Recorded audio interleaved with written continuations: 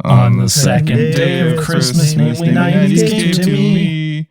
Two prophetic dreams and a refrigerator day bonus. That's hard to do when you start on the second one. Yeah. Welcome to Namely 90s. Wow. The podcast that takes you back to the time before smartphones, Google, and Y2K. Join your hosts as they relive the pop culture that shaped a generation and the parts that many people wish they could forget. Listen in to the conversation about how the decade defined those who spent their childhood there and how it shaped them as adults. So, turn down the grunge and dial up the internet. Let's get started. It's time for Namely 90s. That's right. You're listening to Namely 90s. My name's Andrew, and over there is Brandon. I messed up. Sorry, it's been a hot minute, sir. That's I will try again. No, I mean, I think we have it. That's good. We don't have outtakes on this episode. Sorry. Well, the last episode, whatever. Anyway, you can find us online at namely90s.com or on Twitter and Instagram at namely90s with a 90s. You can also find the show on YouTube at namely90s.com/YouTube. And finally, if you'd like to support the show, head on over to patreon.com/namely90s with a 90s. And my gosh, I am not good at this anymore. It's been like 2 weeks. Well, yeah, it helps if you write it all down if you're doing the same thing over and over again. You would think I would have thought of that by now. Anyway, welcome to the second episode of our 12 Days of Christmas Specials special. That sounded good, right? Yes. It's the 12 Days of Christmas Specials. 12 Days of Christmas Specials special second annual. Yes. No. Okay. Anyway, once again, we have a guest who I will have Brandon introduce. Okay. It's weird that we keep tossing it to me so I could, so today, Merry Happy everyone. Thank you for joining us Wednesday on the second day of our 12 Days of Christmas specials, which is also like a baker's dozen now since Kayla did the Monday episode. Yeah. But we have Gerry from Totally Rad Christmas. How's it going, Gerry? Hey, what's happening, guys? Welcome. Just our normal weird, awkward intros. It's very. I fail at speaking, and then Brandon makes fun of me. That's essentially what happens. You know that I call that a win right there. Yeah.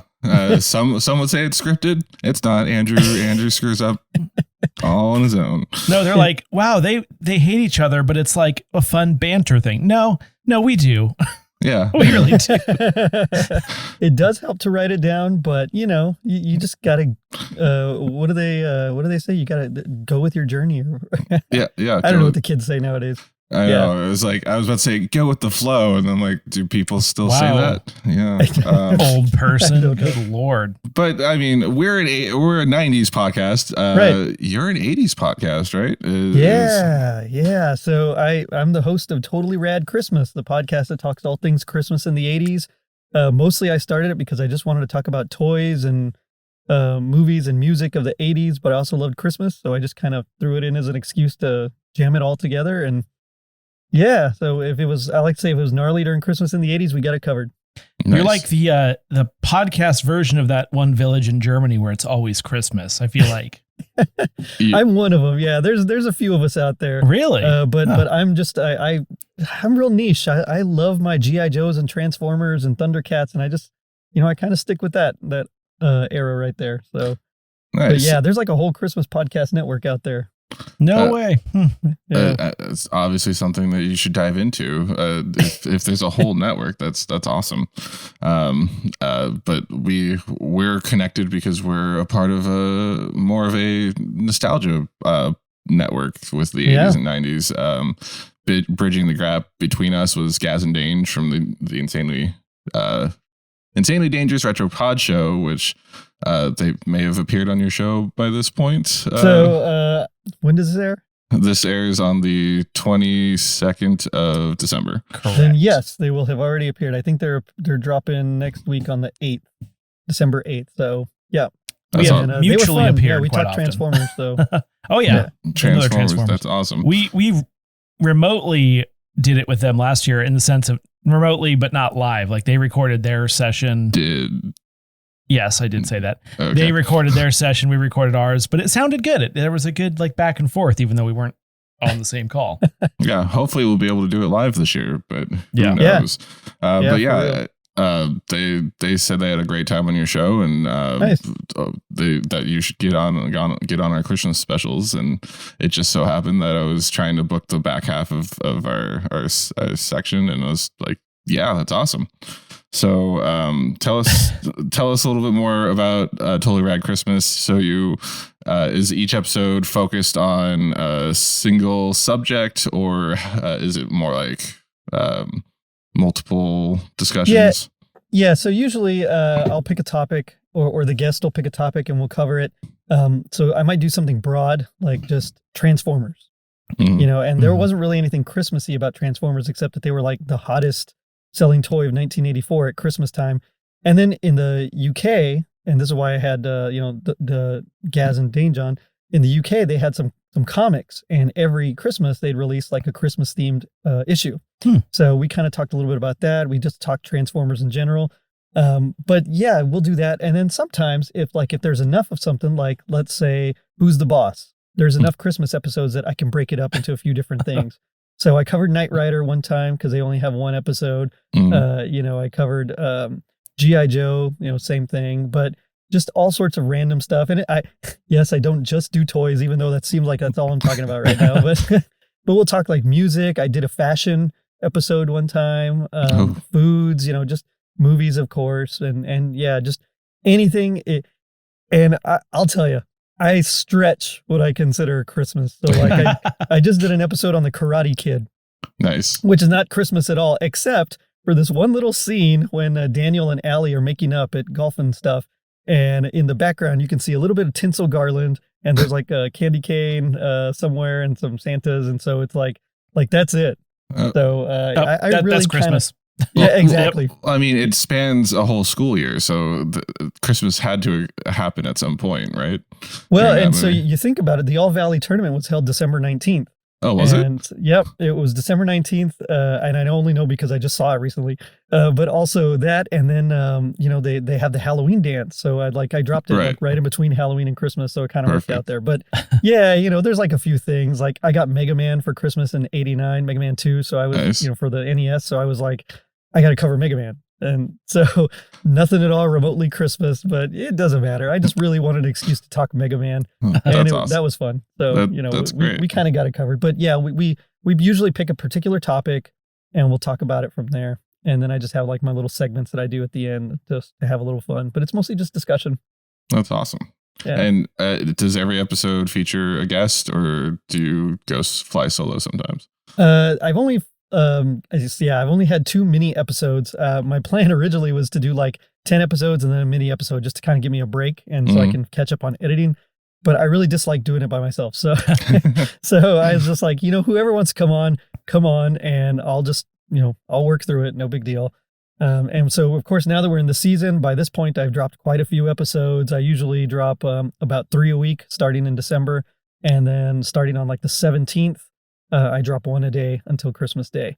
Nice. So at this point, we've had quite a few, and then I do one or two depending on what time of the year it is a week as well. So very cool. Yeah, fun stuff. Perfect. Yeah, that answers Andrew's question from episode 12 from this year.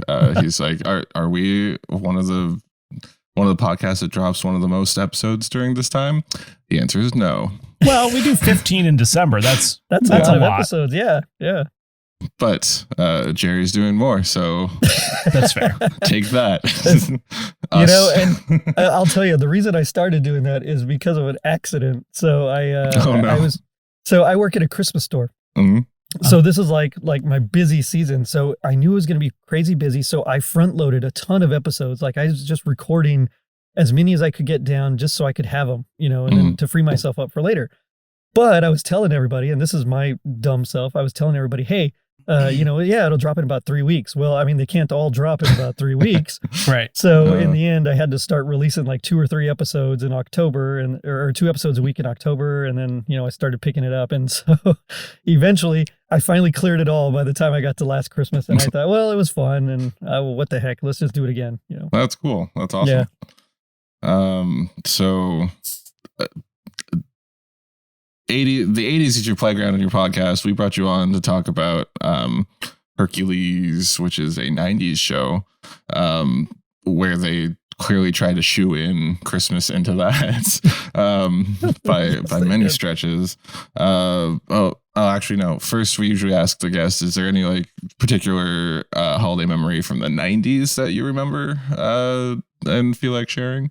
I do, yeah. So I actually have a few because I was a teenager in the 90s. So I remember most having a couple of Christmas parties with all my friends, and we'd come over and, play games and hang out and, all that stuff. But I remember particular the 32X was coming out.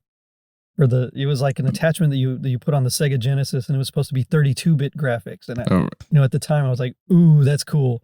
It was like right before all the GameCube and N64 and all that other stuff or whatever. So I was like, hey, this is the next level. Let's get it. The games were, except for like 1 or 2, the games were pretty terrible. There wasn't a whole lot available because pretty soon after it dropped, I think Sega CD or Sega Saturn came out. So it was it ended up being like a weird in between. But I remember being so excited when I got it that Christmas morning, like, whoa, and setting it up and playing the Star Wars arcade game. Ooh. I mean, it was rad, man. It was just, and I'd get my buddy, my best friend came over and we were just playing, Sonic and Knuckles and of course the Star Wars arcade game and Mortal Kombat 2. The graphics were a lot better for the 32X. So, I mean, everything was just, it was pretty cool. So I just remember very clearly opening it up and being so excited. And then of course, like, a year later, I was like, this is, what am I going to do with this thing? Isn't that the way with video game consoles? Yeah, you're right about that. Things moved a lot faster back then, I think, especially as far as in the 90s, yeah. Well, I mean, that's a bold move because, like, I remember Nintendo originally was developing a disc drive for the Super Nintendo that turned into the PlayStation. Right. And I forgot that Sega had done something similar and actually made it. That's awesome. Yeah. Well, that's a great Christmas memory, and sorry to ruin it with making you watch Hercules. Okay, I don't mind. It was this episode was bonkers, but I gotta say, I kind of, as terrible, and it was terrible. Let's get it right, but I kind of liked it at the same time. It was like in the worst way, it's one of those so that bad. ends up, I don't know. It ends up happening more than you would think with these episodes. Like I said, I don't like them, but I always feel somehow better for watching them, even if they're just horrible. Well, exactly. For some background, last year we did Xena's Christmas episode, which apparently aired this like directly after. I think. Yeah. Mm-hmm. So, and we got through it, and we're like, that was terrible, but that was great that we watched it. The thing that immediately threw me off was I had my phone. I got I got these new noise canceling earbuds, which are amazing. Mm-hmm. And I sit down and I turn it on. I'm like, all right, I'm ready. And then I saw that it was like 50 minutes, and I was like, oh my God, I thought this was a half-hour show. I was not expecting a 1-hour show. I was like, what? And as we come to find out later, this really could have been done in 22 minutes. But anyway, totally. That's beside the point. Yeah, there's a lot of just really stretching everything out. So did you watch a lot of Hercules? What are your general memories of the show, if any? So I didn't watch a lot of it, but when I was in college, because I graduated high school in 98, so I went to college. My freshman year was that fall. My college roommate, he used to watch Hercules, and so I'd catch bits and pieces of it every once in a while. But I always just remember thinking, "Man, this is terrible," and like just going to my room and playing guitar instead. Yeah, So talk about time. The thing that's funny is we watch it now and we cringe, but back then people were like really into it, and it wasn't like dumb. Well, it was, but it didn't seem dumb at the time. People respected it a little bit more, maybe I should say. I have a little blurb from Wikipedia, and it says that it was one of the highest rated syndicated television shows in the world at the time. Whoa. And that's against like I think Star Trek Deep Space Nine was also in syndication. Yeah. Or Voyager. But yeah, it's Hercules. For our listeners that aren't aware of this amazing show shot in New Zealand, Hercules, the legendary journeys, is an American television series filmed in New Zealand based on the tales of classical Greek culture hero Hercules, and starring Kevin Sorbo as Hercules and Michael Hurst as Iolaus. And it ran from 95 to 99, 6 seasons. Wow. In that short of time.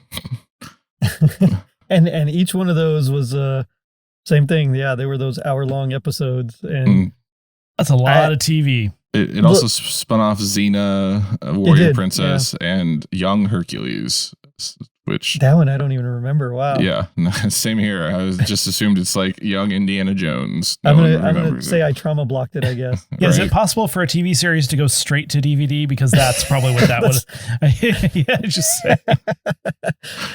Oh man, yeah. This one I like. VHS. I mean, I'm really into Greek mythology, or I was back as a kid. I dug it. You know, I learned about Zeus and Poseidon and all their stuff, and I always thought that was pretty cool. But I mean, this is like as far from Greek mythology as it is from like Christianity, I think. So yeah, they get like the very premise right, and then that's about it after that. So occasionally they'll take names from Greek mythology, or sometimes just from Hamlet. Yeah, exactly. Yeah. So if you go in knowing that, then it's a good time, I guess. Yeah, it's definitely that era of 90s television that's like popcorn, like you would watch a popcorn movie where you would just like, I don't care if this makes no sense. There's action and fighting and Greek gods. It's worth it. So, or at least in the 90s, because that's all we had. Yeah, there wasn't a lot of choices back then. You couldn't just turn on a streaming service and download something, Yeah, exactly. For those younger listeners out there, TV, if it was on, you could watch something. If not, you couldn't. And I don't mean if television had power. Unless you had the VCR. My mom used to set that up, go to that blue screen, start it 2 minutes early, end it 2 minutes late, so you can catch the previews. But you had a real tough decision to make if you were recording one thing after another on a different channel, because you had to decide which previews you're going to watch. It was just a whole thing. Especially since all the prime televisions during the evening. So do you leave the buffer window on the first episode you're recording, or do you put a buffer window on the second? That's rough. That's true. Yeah. I feel like the kids don't know what we're talking about here. These are the important decisions that had to be made in the 90s. What's a VCR? Yeah. Like even like if you have a DVR on your television now, kids don't watch TV. No, exactly. Broadcast television. What's that? Yeah. All it is 7 versions of FBI and NCIS. That's pretty much all that network television has to offer at this point. Yeah, I had a peek at Paramount Plus this weekend, and there was like FBI, Chicago something. Something. Yeah. It's like CSI. It's either that or everything's about Alaska. Yes. Yeah, true. Although Paramount Plus has like 15 Star Trek shows now that will never see the light of day on cable. But that's not what we're talking about. We're talking about Hercules, and specifically season 3, episode 9, A Star to Guide Them, which should have given us a hint on what was going to happen in this episode. It starts with Hercules and that guy Hercules travels with, that he's afraid will only be remembered as that guy that's with Hercules. I feel like his fears are well founded, because he's just the guy with Hercules. Yeah, Iolaus is his name, right? And then, which I don't remember seeing this actor in like anything else. This is the only thing I ever remember him from. Yeah. According to Wikipedia, a lot of the actors on the show were New Zealanders using American accents. I get it. But I don't know if he was like Kevin Sorbo. Michael Hurst. He's known for Hercules and Xena Warrior Princess. Wow, what a credit. And he directed Spartacus, the Stars series, and Ash vs. the Evil Dead. Wow. And then Good as a for result of being in all those shows, he became a thousandaire. I'm sure. That's right. Yeah, it's just a tier above us 100aires out here. Yeah. That scans. Yeah. Michael Hurst is the actor. Mm-hmm. But yeah, so then this is a really long intro. Like it's them, it's Iolus talking about his fears of not being remembered. Then it cuts to the king and queen, King Polonius, and I have no idea what his queen's name was. I think it's like Malephony or something. Malephony, like that. yeah. Oh. Sort of generic sounding. It's Exactly. kind of like a riff on Maleficent, I assume, given her evil ways. And Persephone, probably. Oh, that Yeah. it's Together, portmanteau. Yeah. Yeah. And the king is like, I'm going to lose my king, or my kingdom will be given, or what was it? Something I like didn't really an follow that line unborn of thinking. child. Yeah, Like- an unborn child will be the next successor, and then the queen's like, no, but it's not your unborn child. And then she's like, round up all the children. Two things. It's never a Christmas special unless it starts with planning a genocide. And two, I'm sorry, I couldn't find out how old the actress was, but I'm pretty sure that was like a high risk pregnancy. She was quite old, in my Especially back opinion. then, right? Like, especially if in those times, Yeah. she should have been a great grandmother at that age, probably. So She was a little older, yeah. Andrew did mention she was old, so I googled the actress, and she's only in a few things, not surprisingly. But her first acting credit is from 1982, so I assume she was probably in her early 20s at that point. So she is at least 45. mid 30s to mid to late 30s by the I see time what this you're episode saying. airs. Yeah, and she also stopped acting in 2005, which suggests to me that she could have retired or died. But there wasn't much information about her. She's not like a prolific I assume actress. she's a New Zealander. Yeah, probably. This whole thing was odd. I mean, so my very first reaction was when he learned, but when the Oracle said, hey, that some other child is going to take over, like, how was his first thought not like, so this, or no, it was that the son, like a son that's not yours is going to take over your kingdom. So how was his first thought not like, my wife cheated on me and this son Exactly. Thank you. Yeah. That's like what I like this. Maybe it's the 80s, the cynical 80s guy in me, but that's like my first thought. I was like, okay, so his wife is cheating on him and this baby's not his. Get rid of your wife. But no, she totally is cool with it. And she's like, no, this baby, we gotta save our kingdom for this baby. It's everything we wanted. Yeah, it cuts to the Maury Povich set. She's like revealing that the child's not his. Not the father. But so logically, why are they? Because she's like, round up any child under the age of 1.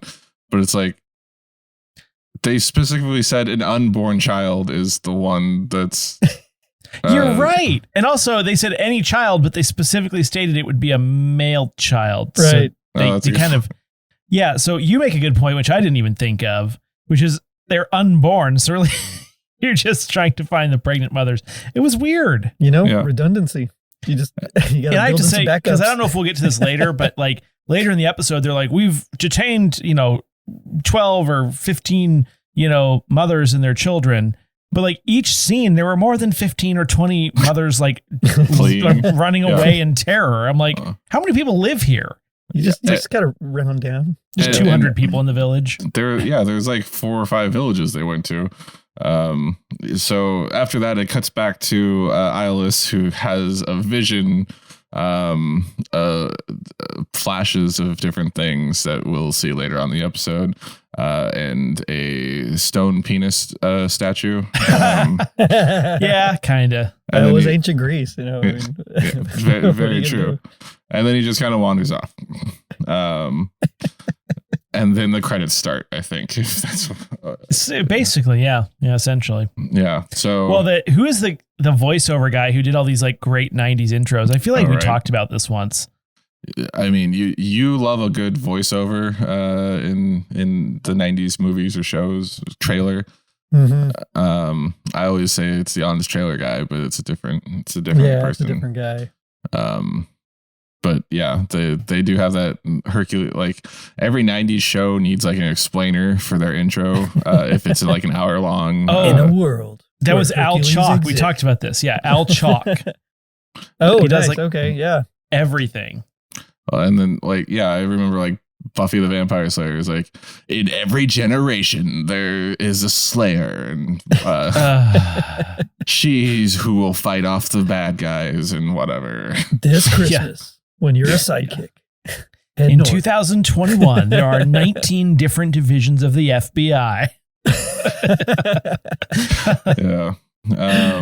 So yeah, they start wandering off, and Hercules. It's a fun role reversal for the Christmas episode where Hercules becomes the sidekick, and Iolus is the man going on.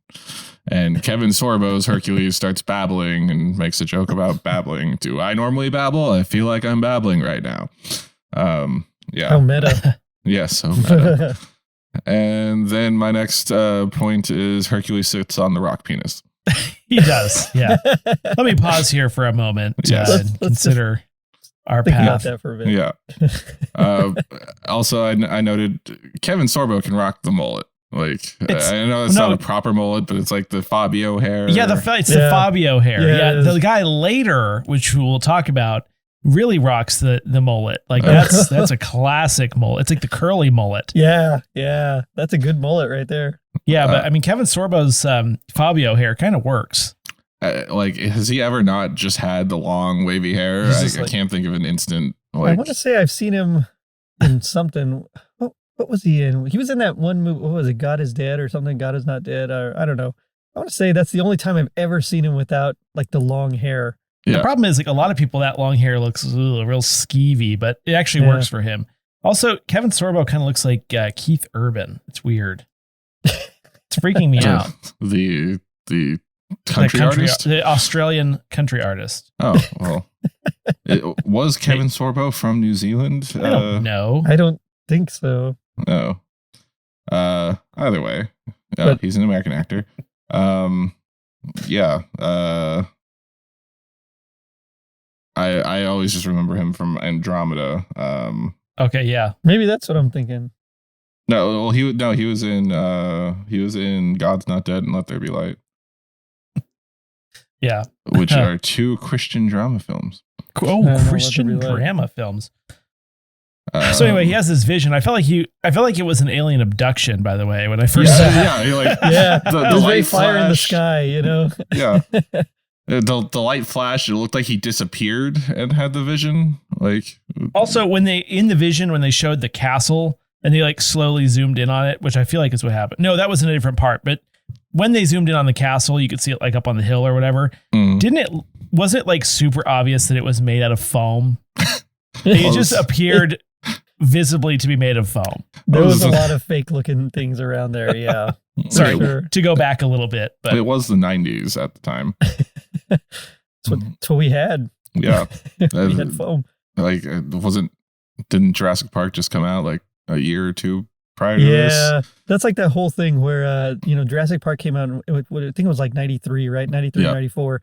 And then Escape from LA came out at the same time.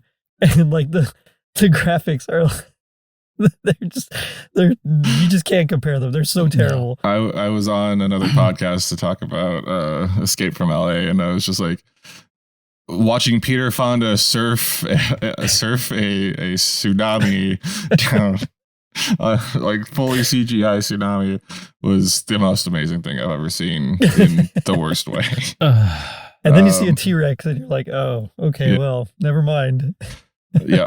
Oh, things can actually look real, and you can shake the frame. Wow, that's mind blowing.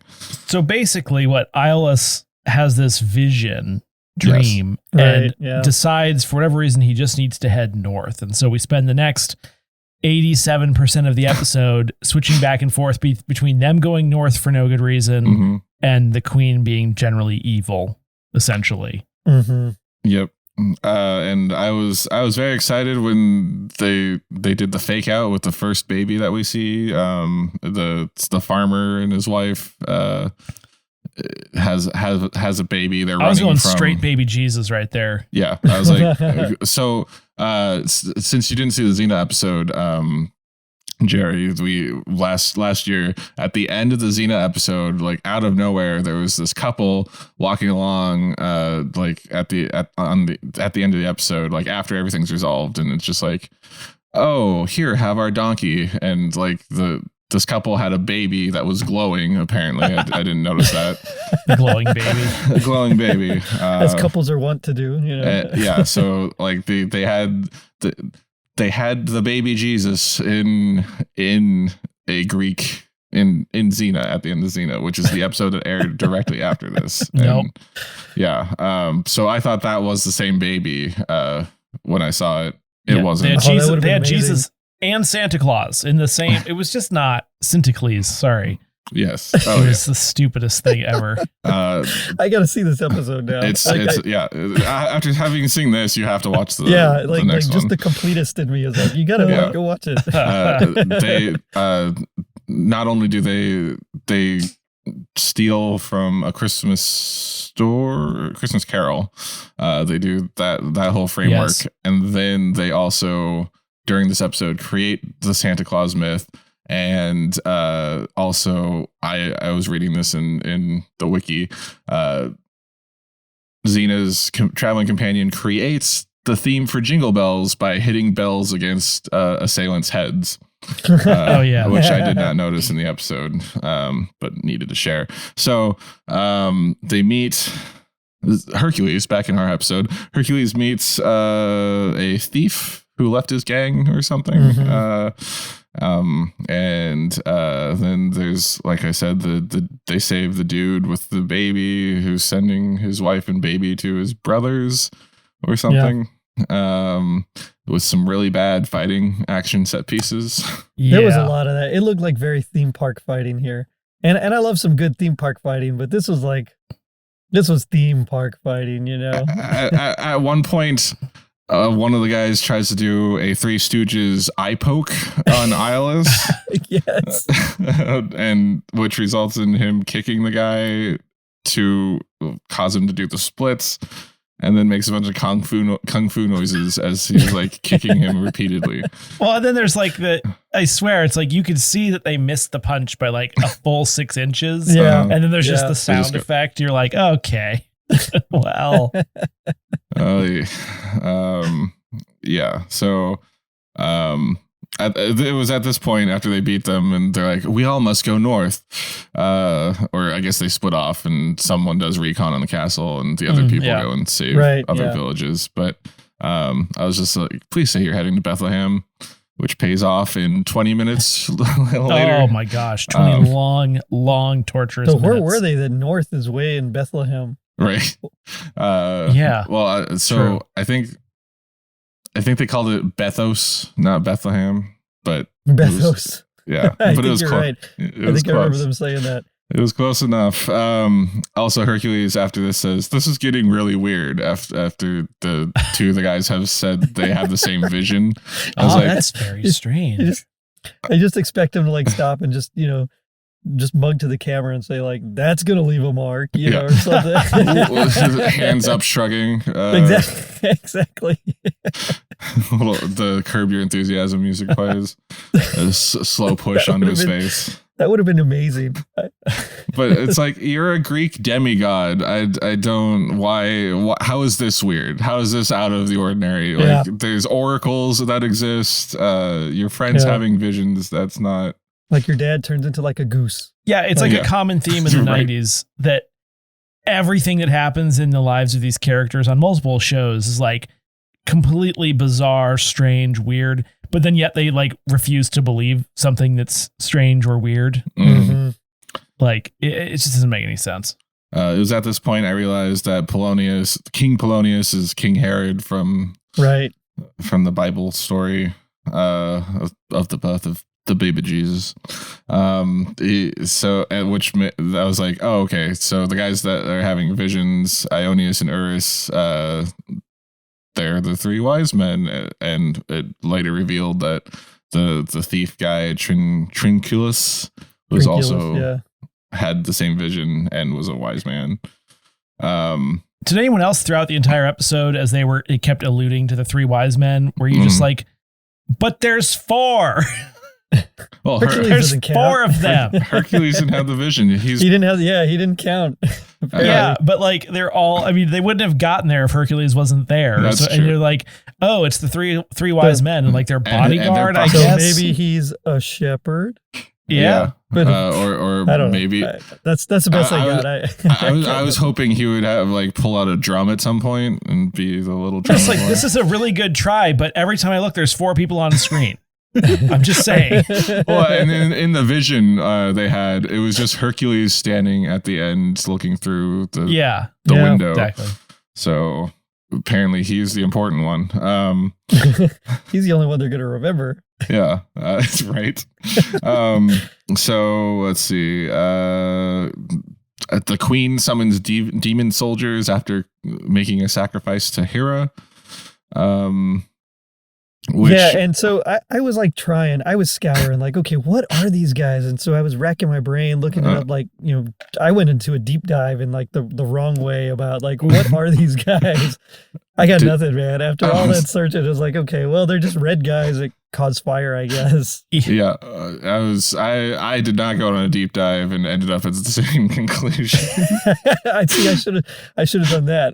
Yeah, and like, well, the fact that the queen knows all about the demon soldiers is weird. She has the captain have she's like, Captain, have your best man attack one of the soldiers, and he swings a sword around. Like, did you see him swinging his sword? He was just like, do you remember The Simpsons when Bart and Lisa are fighting and Bart's like, I'm not hitting her, I'm just swinging my arms in a forward motion at her. They're like windmilling at each other. That's what the sword looked like when he was going at the demon soldier guy, and the demon soldier melts the sword and then evaporates the guy. Very, very strong CG showing there. Absolutely. Yeah. What a waste of a good henchman. Like, he's your best guy. I mean, that's terrible. Like, I gotta replace this guy. I gotta have interviews. I gotta get it on Indeed.com. Exactly, Like, this is ridiculous. And they don't even take these soldiers out. They just like leave them waiting for Hercules, where the guards have to keep going out and rounding up all the women and whatnot. Like, yeah. Also, a great line from Trinculus. The farmer guy says, "What do you have against farmers?" And the thief guy was like, "I was one until I." Looks at camera, wised up. I was like, yes, I didn't catch that. That's amazing. Oh yeah, he didn't actually look at the camera. I know, but I didn't even really. I kind of I mean, I knew he said it, but I didn't even make the connection, which is weird because I live on puns. That was the point where I realized, oh, he's the third wise man. But yeah. It was at this point I wrote down, I hate this episode. I like how you wrote it with a comma. I hate this episode, comma, and then just nothing. Yeah. I wasn't going to continue. So they realize that he's the third wise man because he Trinculus, I think his name is, the thief, draws the North Star in the sand and like, I saw that in my vision. I've also seen that in my vision. Yeah. And then they convince, or like, we need to go to Bethos to confront the king. Or no, not to confront the king, to find the child. And then the thief is like, whatever, I'm not going to go with you guys to assault the castle, and leaves. Yeah. And he's got that classic trope, I'm out for myself. I'm a thief and a loner and forget everybody else. Right. Like, and come on. He's a thief and he's like really protective of his money, but every time he picks up a bag of coins in this series, he spills coins. Yep.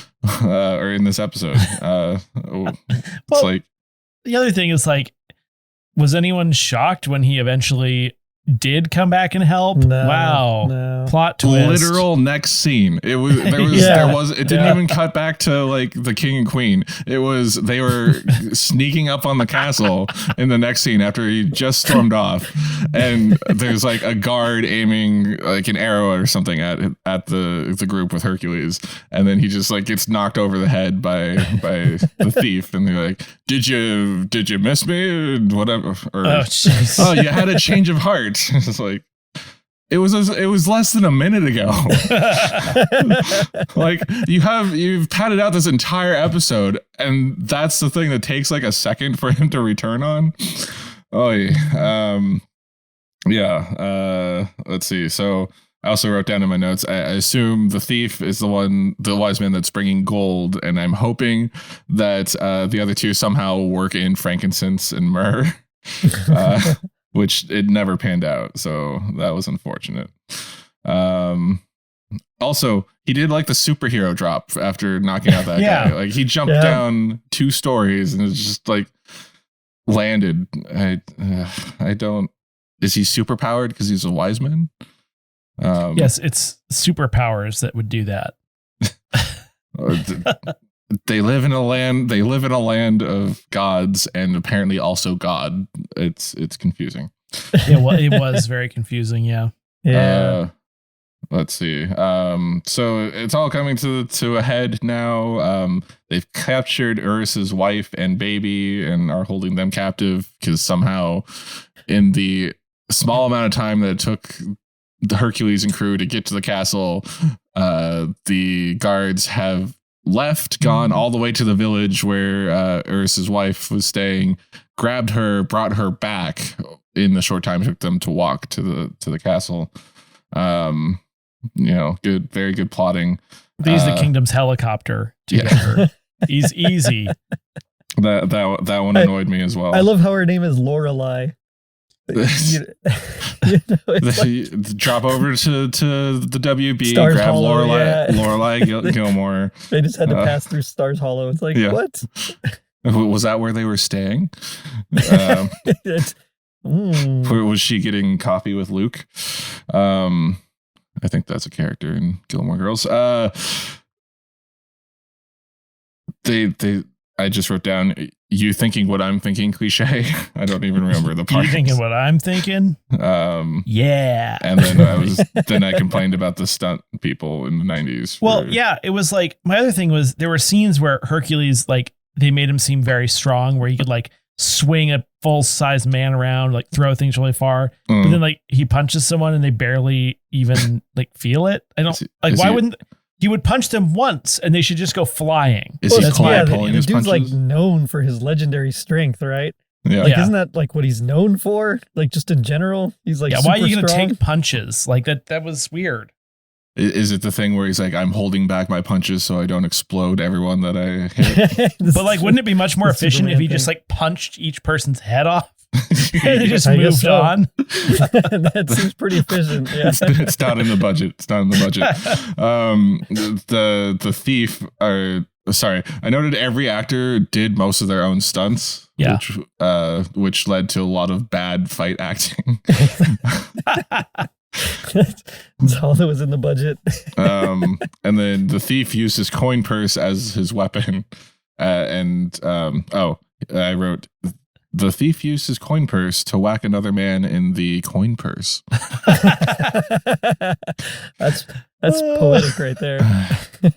Thank you. And then let's see. The Devil Guards, like in the only other showing of CG in this episode, the Devil Guards, when hit by Hercules into each other, would explode.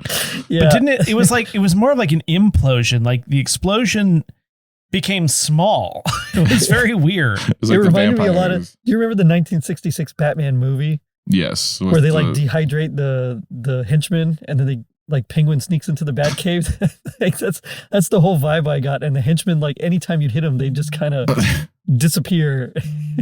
What a weird weakness to have. Like, you're the strongest henchman ever, but if you like come into contact with another one of your own type, then you just implode. It's very like 90s. Like the Power Rangers did that with the throwaway putties, and vampires and Buffy would just explode. I feel like that was the only effect they had. Like, it's like when people use the funny effects in PowerPoint and like everything comes spinning in. Remember that? That was the worst. People still use PowerPoint. Yeah. Oh, remember when they had sounds? Yeah. I might have used a few of those sounds in my day. It's my dream. The whoosh. It is now my dream to make a PowerPoint like that again and present it in a very professional setting. Yeah.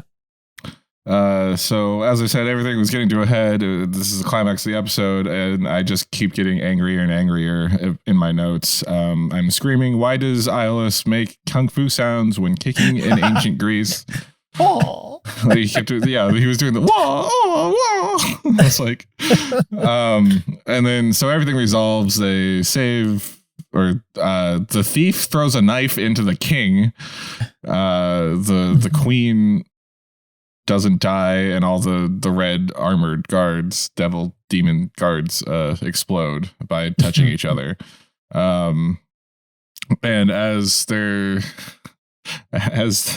I don't even remember exactly when this happened. I think they go to Bethos to find the child. Is that what happened? No. Sorry, no. When they send off, I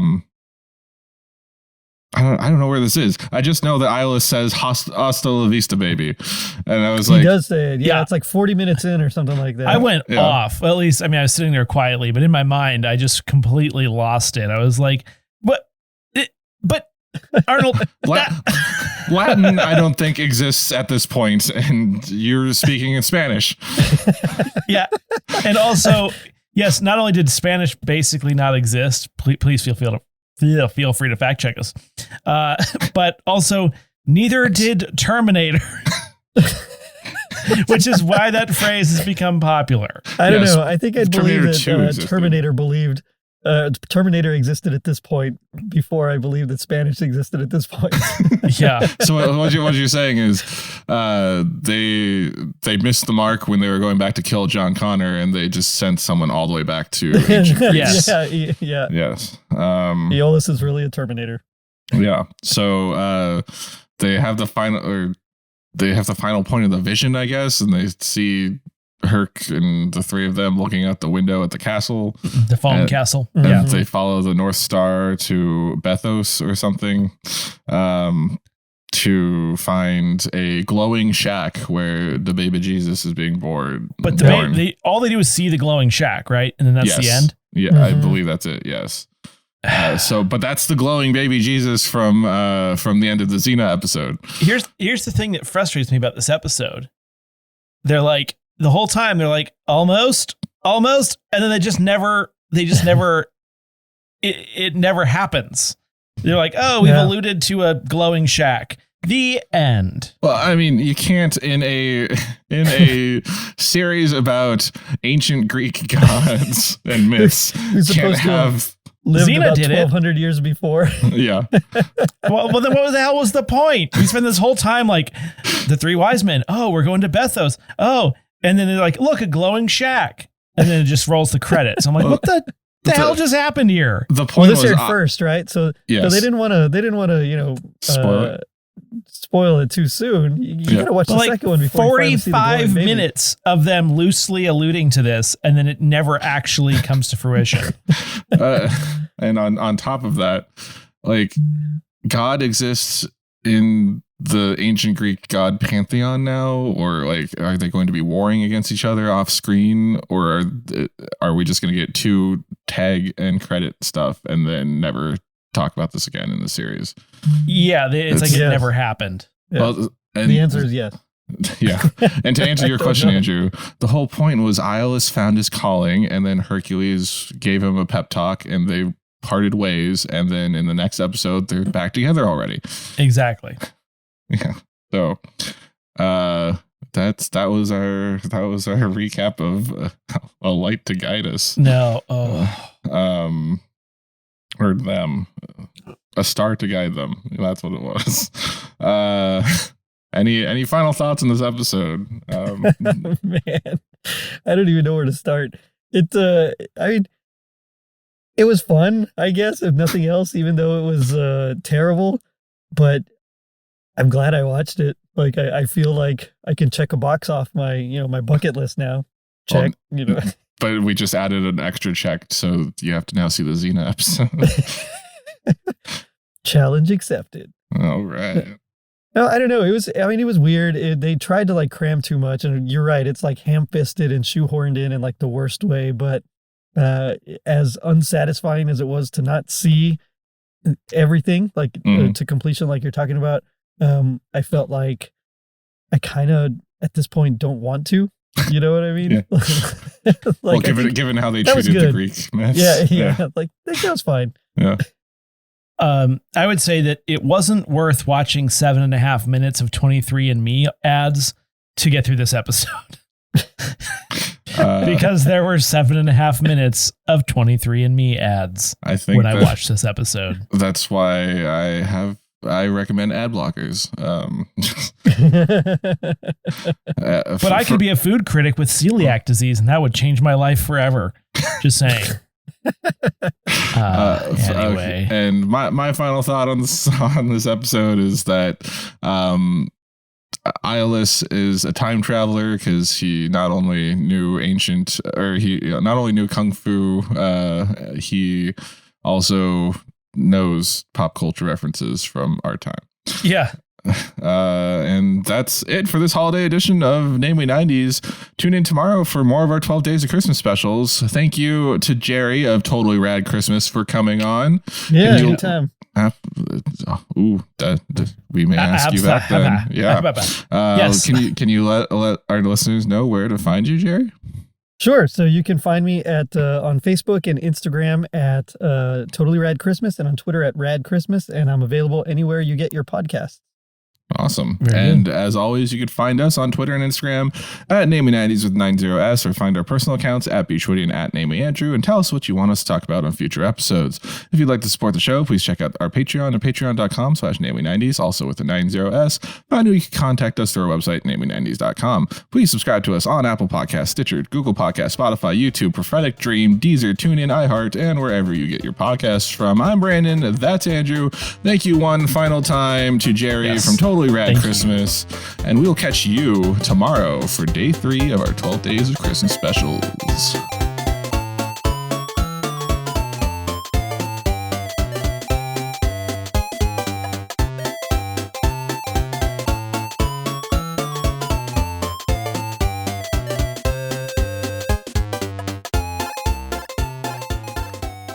Nice. All right. Hasta la vista, baby.